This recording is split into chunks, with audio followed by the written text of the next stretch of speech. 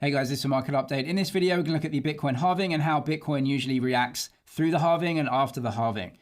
Now, clearly, the Bitcoin halving is very bullish for the price of BTC, or at least it has been previously. So, how's it going to react this time and what are some timelines? If you're looking to invest in Bitcoin or make investment decisions, it's really important to think 12 to 24 months ahead and just be comfortable where you are, because over the next 12 months, everything's looking bullish for BTC.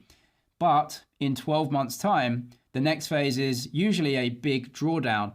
And so just looking and feeling comfortable with, the next 12 to 24 months puts you in a stronger position. So you can see that the halving is this month. It's in like 10 days.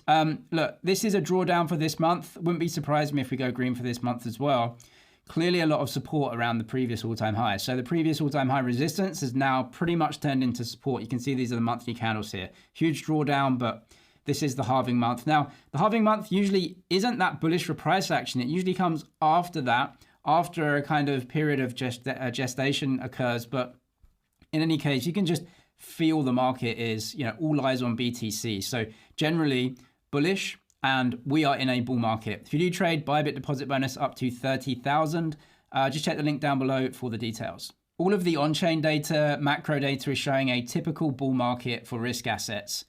Inflation, yes, right? Typical money printing, debt creation, they're not stopping, right? It's the same old for them, which is the base currency, print, get GDP higher. Well, risk assets are going to go up. Now, Bitcoin and other risk assets are actually leading indicators for that. So they're showing us what's going to be happening to inflation in 12 months' time.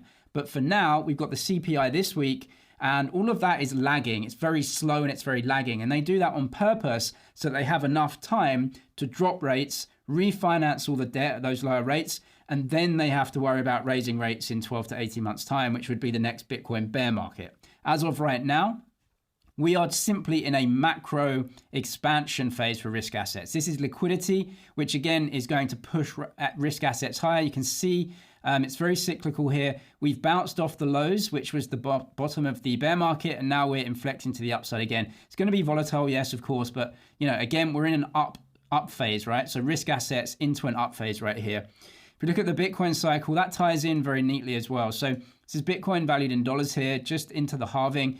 And look, Bitcoin is a forward-looking asset, and so it's pricing in essentially the inflation that's coming in around 12 to 18 months' time.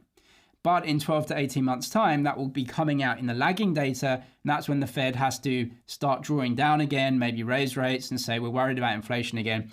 So we've got maybe 12 to 18 months of this kind of Goldilocks where there's huge inflation, right? Risk assets are going up, liquidity is going up, but the Fed is looking at all this backwards-looking data saying, oh, everything's fine, we're going to drop rates. So it's like this kind of Goldilocks thing, which is, the bull market. So 12 to 18 months time from the halving would be around here, which is where I have the halving cycle top, around end of this year is a bit early, but it would be maybe spring next year or autumn next year would be a typical cycle.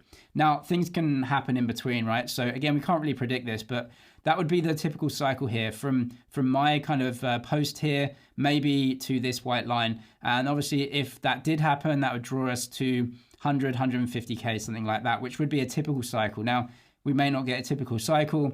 Inflation may just remain high, and they have to basically put us into a massive tailspin and depression. They could do, but I doubt it. I mean, they're just printing so much that they obviously don't want to do that, right? They just want to keep printing money, keep printing debt. I mean, they can't do anything else. So, typically, if they keep doing that, what do you think is going to happen to, scarce desirable assets? So that's where we are for this. This is Bitcoin valued in the NASDAQ index, not quite an all-time high. We're about 17% away or so from an all-time high valued in the NASDAQ index, which is really the index to beat. We know that Bitcoin is going to go up in dollars because dollars the base. So that's like 100% guaranteed if Bitcoin remains somewhat desirable. So really you need to value Bitcoin in either property or some other desirable asset like the NASDAQ index or the S&P. So you can see Bitcoin is adding value there. But of course, we've got a long way to go. If Bitcoin remains in its bull cycle, goes up to the top, you'd expect a new high valued in the QQQ as well. This is Bitcoin after each halving as well. So we've got the halving this month, so April, May. Not much happens when we have the halving. In fact, it's usually kind of a non-event actually. So you can see the first halving, not much happened, and then after that you get the move. Second halving, you actually got a big drawdown here, although some other specific events can make that happen. But it actually, goes on for a while before you get the move. Third halving, again, just not a lot happening, kind of sideways action, and it's actually a few months after that you get the move. So that could happen again, right?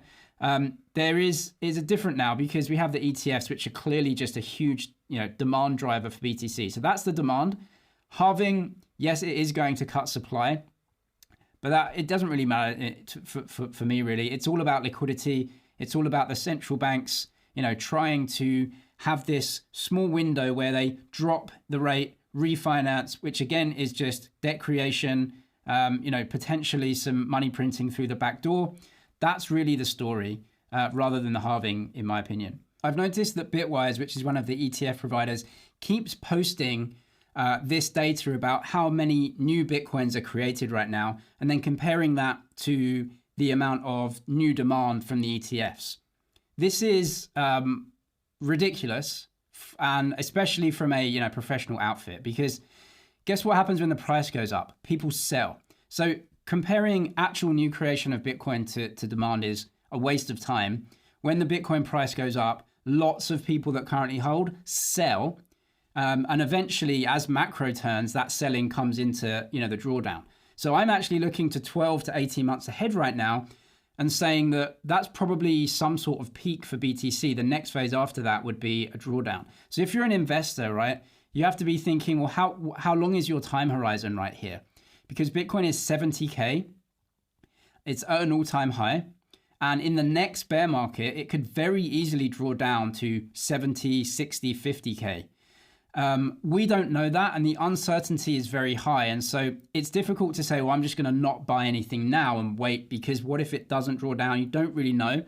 But we're getting into the stage where I think long-term investors are still just very happy to buy, but short-term traders are now really in the meat of the move, where 70K you may see it the next move up, but after that next move up, like if it's 100, 150K, if it gets there, buying at that price, you're not looking to buy and sell over the short term. There's nowhere for it to go at that price if it gets up to 150K, right? In terms of the usual cycle. And they will remain because over the short term, this is actually what the Fed wants to do, which is, let risk assets go, draw them down. That's what the Fed does. And so they will keep doing that. And so if you're buying up at 150K, what do you expect to happen there, right? You're kind of mature into a central bank cycle. There's nothing really you can do at that point. So just whatever your time horizon is, just figure that out, because you're now in that stage where you can buy here, fine. If you're buying at 150, your time horizon has to be 4 or 8 years at least, because you can't really expect it to be going higher from there over the short term. So it's all about time horizon and how to manage your own portfolio. You can see all of this here. We are in a big bull market. This is long-term holder realized profit ratio. We're right up at the top levels, right? So you can see each previous bull market that happened, this peaked into this blue line. Now, bull markets mean that it actually stays there for a while. So yeah, you get, drawdowns or whatever, but that is 6 months, 8 months, something like that, where, you are actually in price discovery, just pushing the asset higher. So we are in a big bull market. You can see that right here. So you're not getting cheap prices, the red, that's cheap prices. That's like the best time, obviously, to buy Bitcoin if you believe in it continuing to grow. Up here, you just have to make some decisions. Are you long-term? Are you looking to trade the rest of the bull market or not? I want to be a lot more positive about the situation that we're in right now, because if you follow finance and markets, there's a lot of doom and gloom always. The debt's unpayable, the debt's growing too fast, they're spending way too much, they're going to have to debase our currency, government's going to have to get larger and take all of our stuff away and redistribute it. Yeah, that is true for sure. But we also have solutions to that. And one of the solutions that was created is Bitcoin, where we don't have to live in their economy anymore. We just don't have to. It's like people escaping Western Europe and going to the Americas and just saying, you know what? We don't need to live here anymore. We're setting up our own economy, and it's going to go through this huge growth phase. We're going to forget you. We don't need you anymore. We don't need it. We have the solution. So yes, it looks like gold is pricing in, concerns about monetary debasement, which is true. But again, If you're holding the fiat currency, well, you know, that's not great, but we don't need to. We have solutions. We have very easy solutions to come to the new world, to come to the digital economy, which is growing and youthful and strong. And we can be part of that and not part of the old world that is collapsing very clearly. Nearly 40% of the government's budget is deficit spending. We're increasing the debt by a trillion dollars every 100 days. The old world is collapsing. That's a bad thing. And if you're part of it, it's not great. But we don't need to be part of it. We can come to the new world. Even here, you can see that the report was showing a 1.5 trillion deficit for the entire year, which they had, and they're overshooting that. At this rate, the deficit will be 2.2 trillion.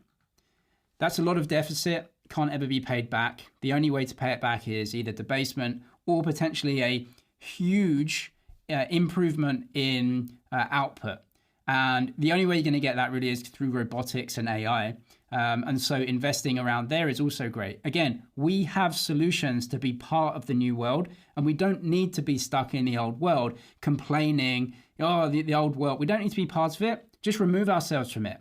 Be positive and be part of the new economy. The new economy, the digital economy, is clearly growing with volatility, but it's clearly growing. So we need to be part of the new economy, be positive, and stop shouting at the old world, which is collapsing. Fair enough. You're collapsing, and we can just leave. Get on a jet plane and leave. Check the Bybit deposit bonus down below. The crypto investor course as well has 300 videos to get yourself set up in crypto and private Discord groups if you want to come and ask me questions. I'm James, it's MyZG. Cheers for watching, and I'll see you in the next one.